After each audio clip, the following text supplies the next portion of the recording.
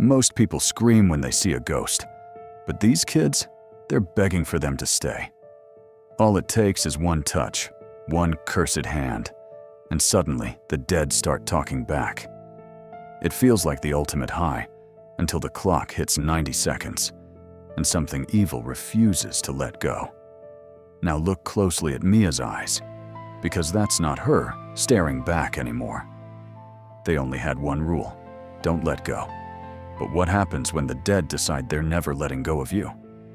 The story centers on Mia, a girl struggling with the second anniversary of her mother's mysterious death. The weight of this loss is visible in every corner of her life, manifesting as a thick, suffocating wall between her and her father, Max. They live in the same house, but they are ghosts to one another. Max tries to bridge the gap by offering Mia a sealed letter left behind by her mother, but Mia refuses to touch it, terrified that the words inside might confirm her deepest fear, that her mother didn't just die, but chose to leave her. To escape the deafening silence of her home, Mia spends all her time with her best friend Jade and Jade's younger brother, Riley.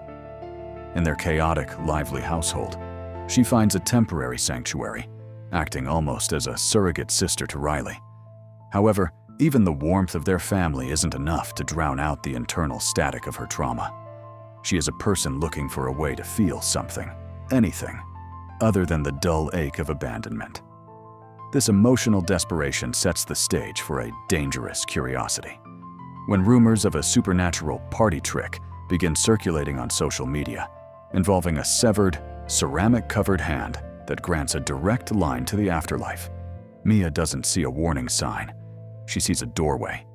She is part of a generation that documents every moment for digital validation, and the viral videos of teenagers convulsing with blacked-out eyes don't represent horror to her. They represent a raw, unfiltered experience that cuts through the boredom and depression of her daily existence. Seeking a distraction from the looming anniversary of her mother's passing, Mia, Jade, and a reluctant Riley head to a suburban party to witness this viral phenomenon firsthand. The atmosphere is charged with a reckless, youthful energy where danger is treated as a meme. The hosts of the party, Joss and Haley, reveal the artifact, a mysterious, grime-streaked embalmed hand, supposedly belonging to a powerful medium. The rules are laid out with a casualness that masks their lethality. You light a candle to open the door, you grab the hand, and you say, "I let you in." The most critical rule, however, is the time limit. You must never stay under for more than 90 seconds.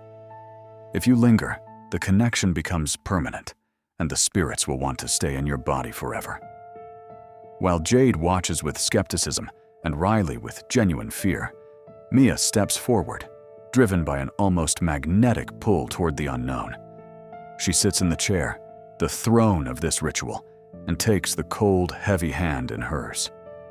As she speaks the incantation, the room around her seems to dissolve into a freezing, lightless void.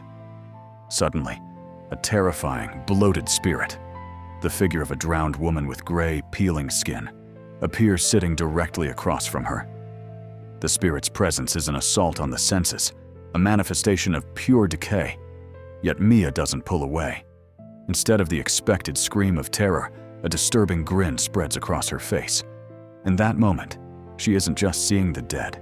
She is feeling the intoxicating surge of their energy flowing through her veins, a supernatural electricity that makes the mundane world seem gray and lifeless by comparison. As the timer ticks toward the 90-second mark, the onlookers are mesmerized by the sight of Mia's pupils expanding until her eyes are solid pits of ink. Her body contorts, her breathing becomes a guttural rattle, and for a few seconds, she is no longer Mia.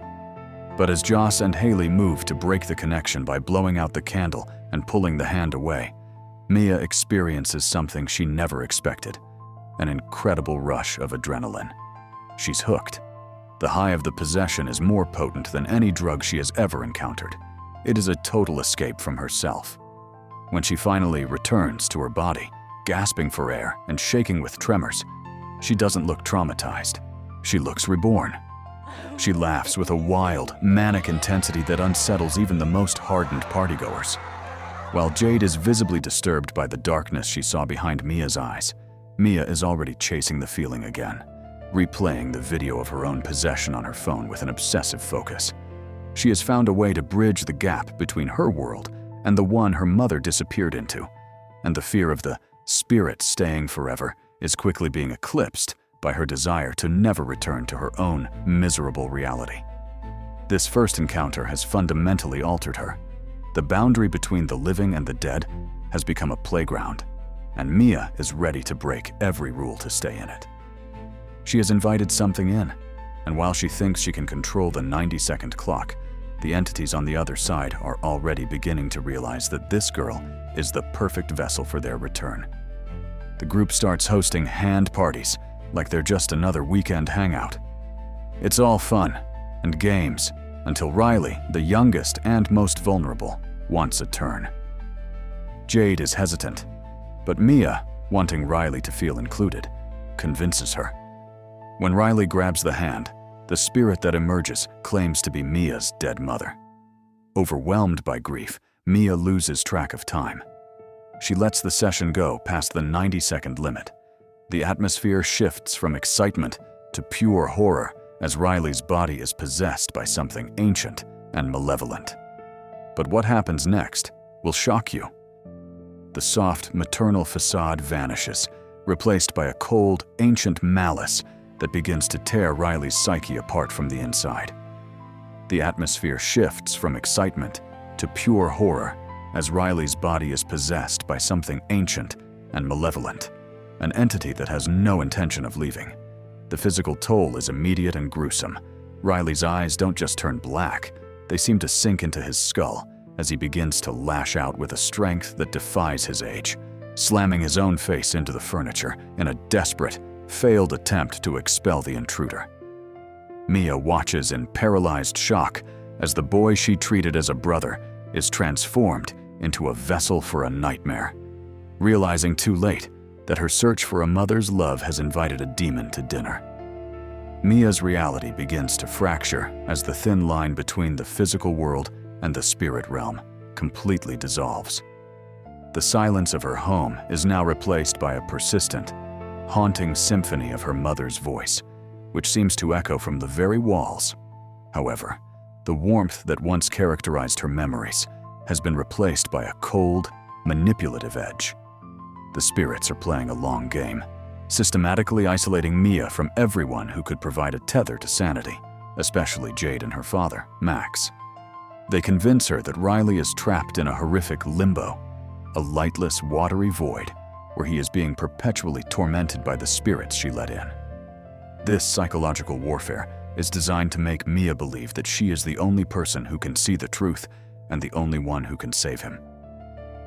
The voice whispers that Riley's suffering is her fault, and the only way to atone for her sin and set his soul free is to help him die. This twisted logic begins to make sense to her shattered mind, turning an act of murder into a perceived act of mercy. She begins to view the living world as a lie, and the hospital as a prison where Riley's spirit is being held captive by tubes and machines.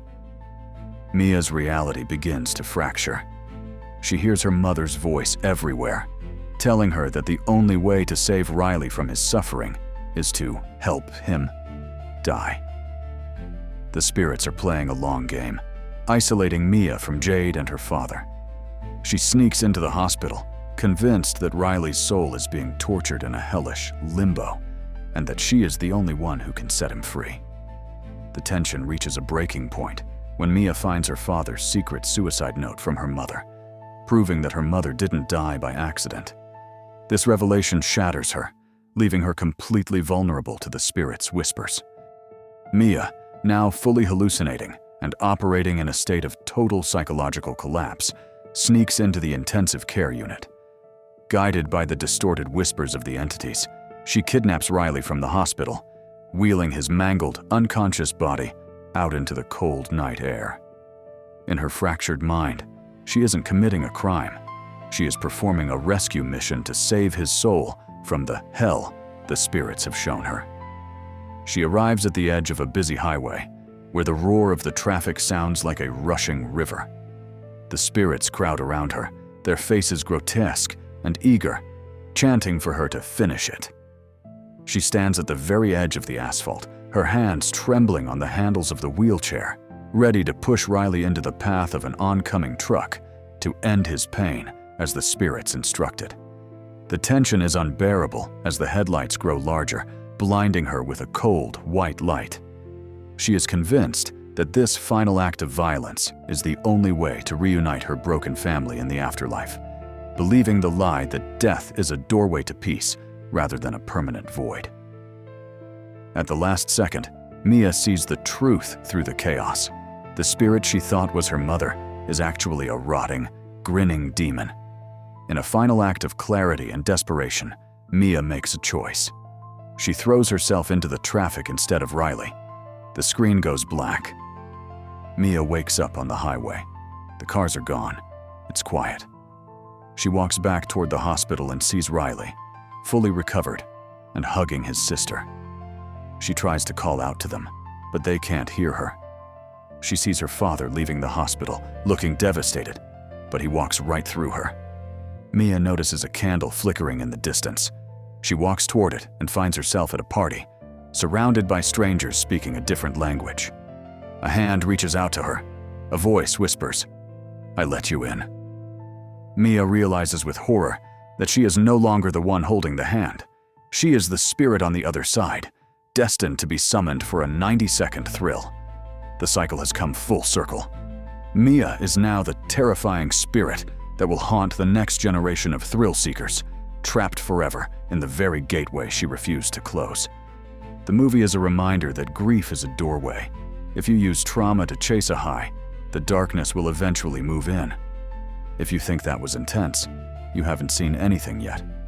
Hit subscribe right now and turn on post notifications, because the next story might be even darker, and you don't want to miss it. And hey, thanks for watching.